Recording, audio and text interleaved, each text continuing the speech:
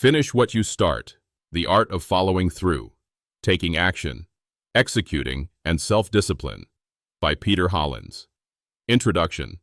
The unfinished symphony of your life. Hello and welcome. Have you ever felt that surge of excitement when starting a new project, a new goal, a new resolution? That feeling of boundless possibility? And then, have you also felt that familiar, sinking feeling as days or weeks later, that initial fire dwindles, leaving another unfinished task to gather dust in the garage of your mind? You're not alone. This is a universal human struggle, and today we're diving deep into a guide that offers a powerful toolkit to change that pattern.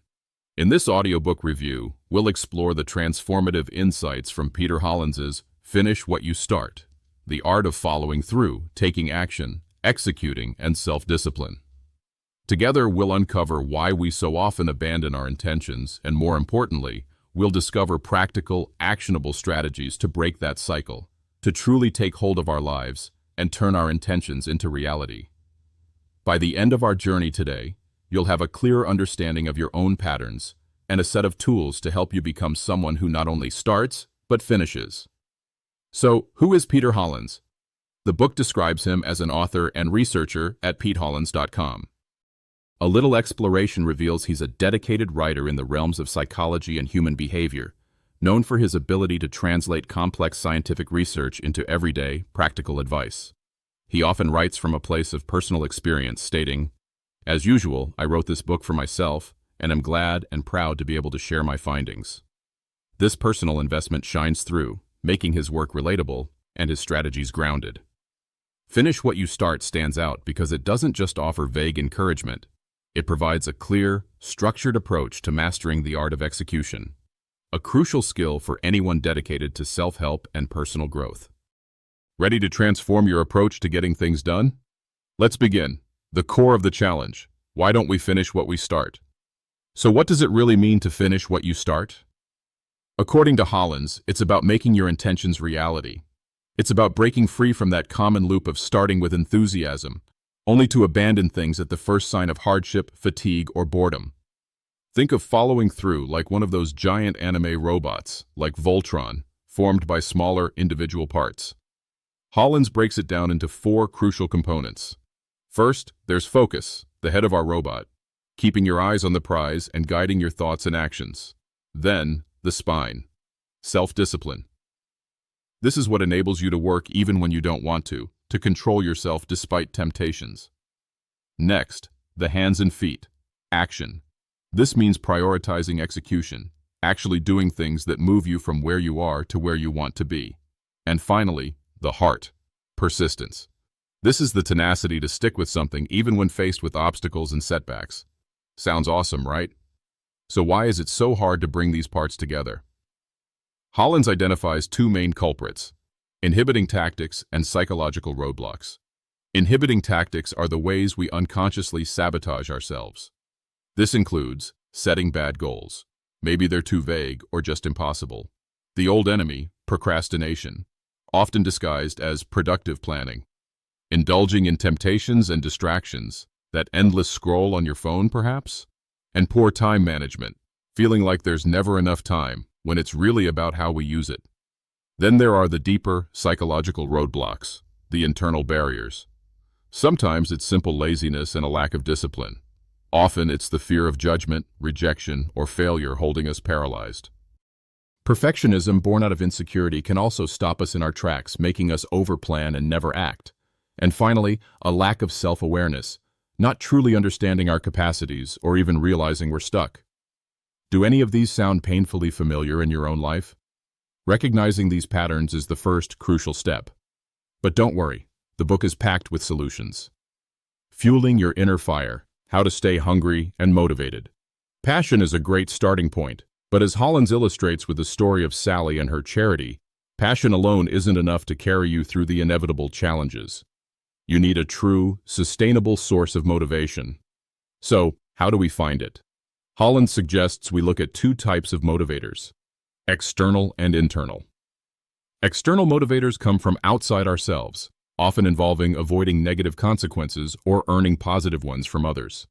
Think accountability partners or groups, People who hold you to your commitments, partly because you want to avoid letting them down or facing their disappointment.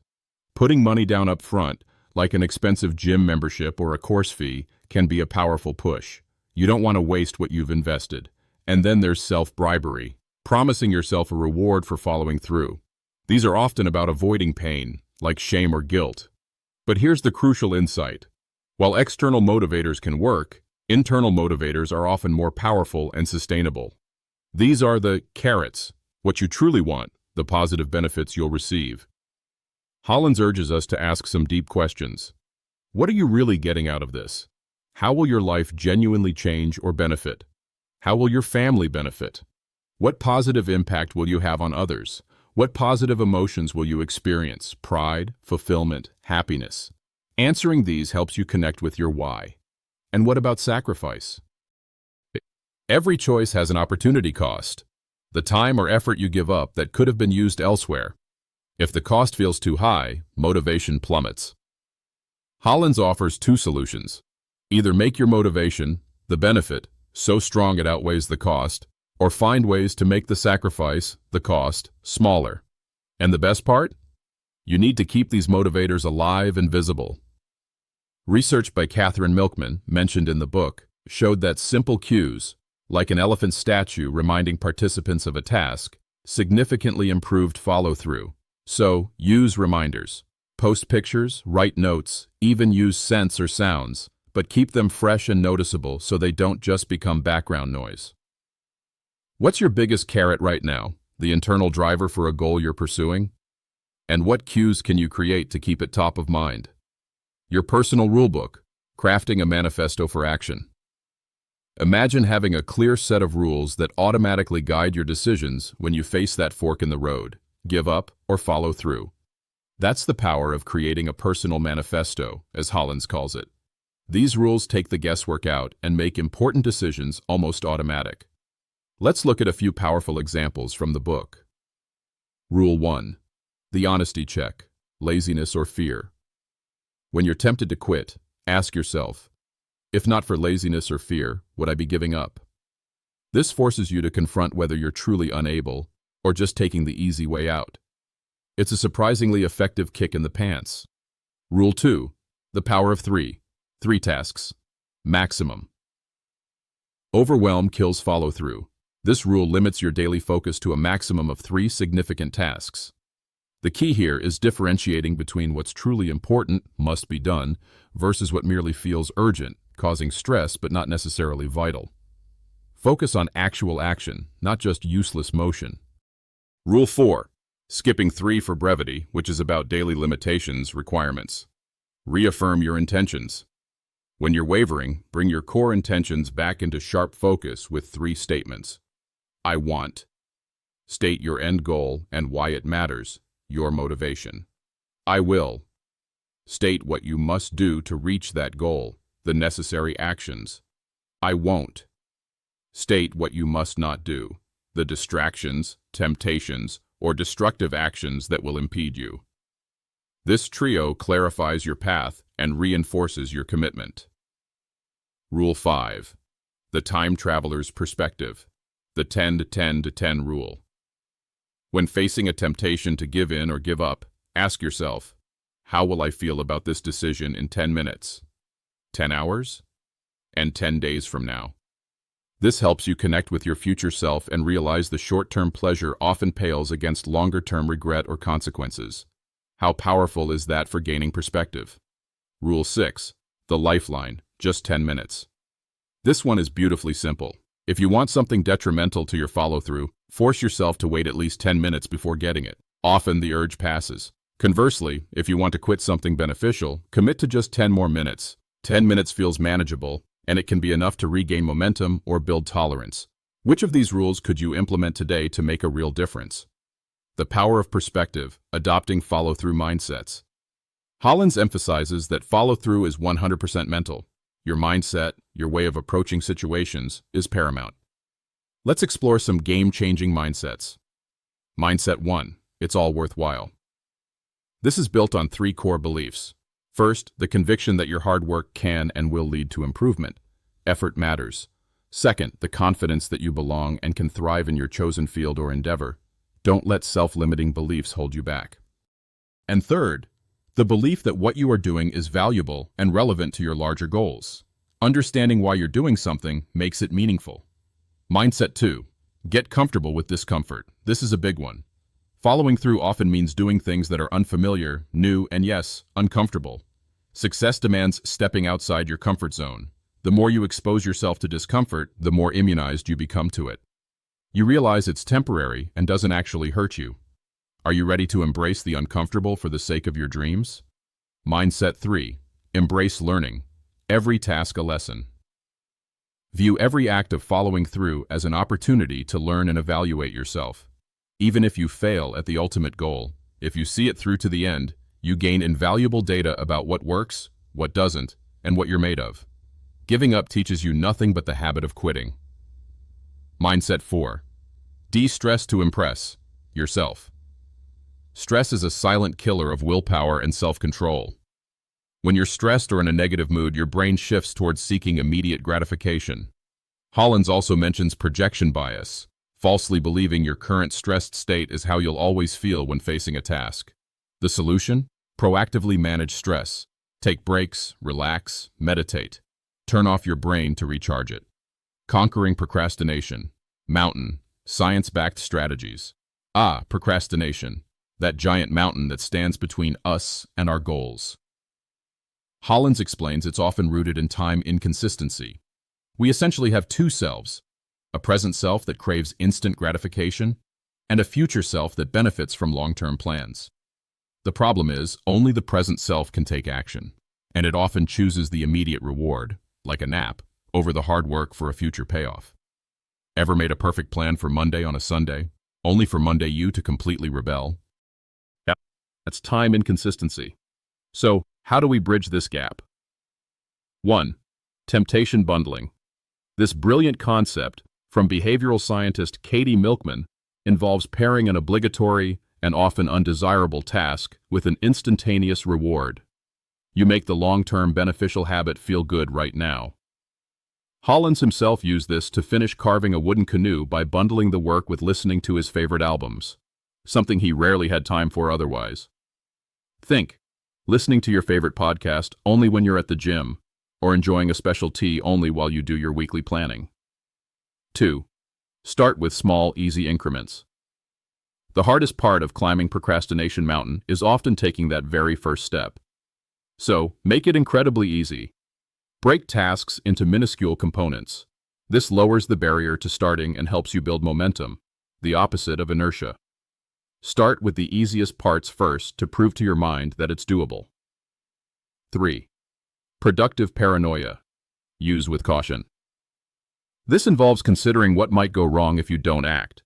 Thinking about potential negative consequences can create a sense of urgency and motivate you to avoid them. Fear isn't the most pleasant motivator, Hollins admits, but it can be a kick in the pants when you really need it. Just don't overuse it, as chronic stress is counterproductive. Which of these procrastination busters could you apply to a task you've been putting off? Crafting your fortress of focus, the no distraction zone. Your environment plays a huge role in your ability to follow through. Hollins dedicates a chapter to creating a no distraction zone. Minimize distractions. It's often out of sight, out of mind. A Cornell study showed people ate significantly fewer Hershey's Kisses when the candy jar was opaque or further away. Clean your desk, clear your digital workspace. The more effort it takes to give in to a temptation, the less likely you are to do so. Default to positive actions. We tend to choose the path of least resistance. An organ donor study across European countries showed dramatically higher participation rates where being a donor was the opt-out choice rather than opt-in. So, make beneficial actions the easy default. Want to eat healthier? Keep fruit visible and junk food hidden. Want to practice violin? Keep it on your desk. Embrace single-tasking. Multitasking is largely a myth that hinders performance. Research by Sophie Leroy introduced the concept of attention residue. When you switch from task A to task B, part of your attention remains stuck on task A, impairing your performance on task B. Another Stanford study showed that chronic multitaskers are actually worse at filtering out irrelevant information. So focus on one thing at a time. Batch similar tasks. Think Henry Ford's assembly line. Grouping similar tasks, like answering all your emails at set times or running all your errands in one go, allows you to stay in the same mental mode, making you far more efficient. You can even batch your distractions. Get them all out of your system in a defined break so you can focus better afterward. Create a don't-do list. Just as important as a to-do list. This includes tasks you can't act on right now, e.g. just waiting for feedback.